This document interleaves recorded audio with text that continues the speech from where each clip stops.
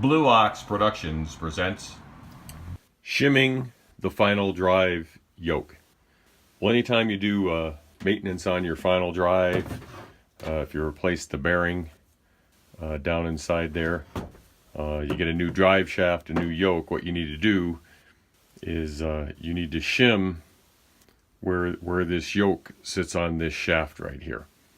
And I'll show you kind of the reason behind that. The first thing you need is a wedge bolt, and if you look at this closely, you see it has two flat sides that are opposite each other, and those sides are so they slide down inside that slot.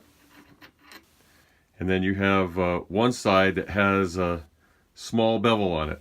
It's kind of hard to see, but when you shim the final drive yoke, that bevel, you want it facing forward or facing the gearbox. And the reason behind that is as you put this in your yoke, when you have it shimmed properly, that bevel will hit up against that and it'll pull this in against the shims and get it as tight as possible.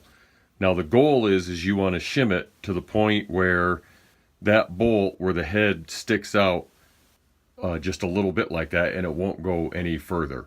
That way you know you have it in there tight enough.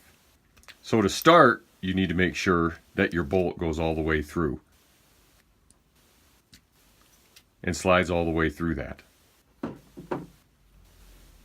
So my first step is I slid this on there, and I don't know if it'll pick it up. I'll zoom it in there, and on the back side of that hole you can see a little of that shaft sticking out. So I can tell you right now that I'm going to have to add shims.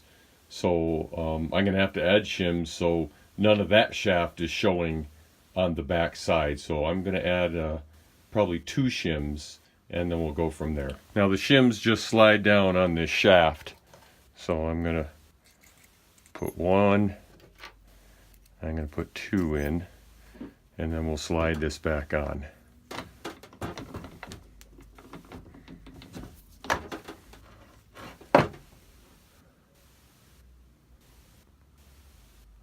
And I could still see a little bit of that shaft, so I'm going to put a couple more on.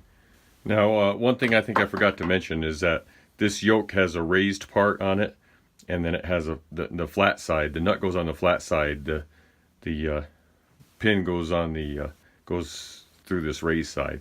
I just tapped this in with a little plastic mallet. I got it that far down, and now I got the nut on it, and I'm going to see if I can pull it down in a little with the nut. If I can't get it to go down in a little bit further, I'll probably take 1 shim out and see what happens, but let me try tighten this up first and see what happens. Well, as you can see, I was able to draw it down flush with the nut. I'm not satisfied with that, so I'm going to have to add a 5th shim because the pin bottomed out on the nut. And so it's still just a hair too loose. So I'm going to have to add a 5th shim and put that back on. One other thing I'd like to mention too, if you're working on a used final drive, a lot of times you'll have a hard time getting that yoke off of there. And what happens is it develops burrs along these splines and along that hole. So once you get it off, it's best to clean this up with a file, clean the inside of that hole out, go around on both sides and do it. And it'll make it easier to get that yoke on and off.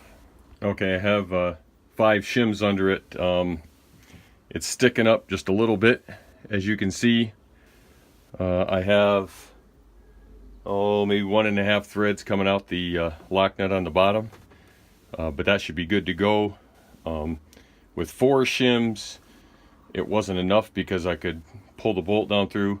And one other word of caution too is that be careful drawing the pin down with this nut, because you could strip the nut out. That's not hard to replace if you do that, but if you strip the threads on this pin, then you're going to have to get a new pin. So that's how you shim the final drive yoke, and all you're doing is keeping this piece as tight as possible up against that bearing race inside.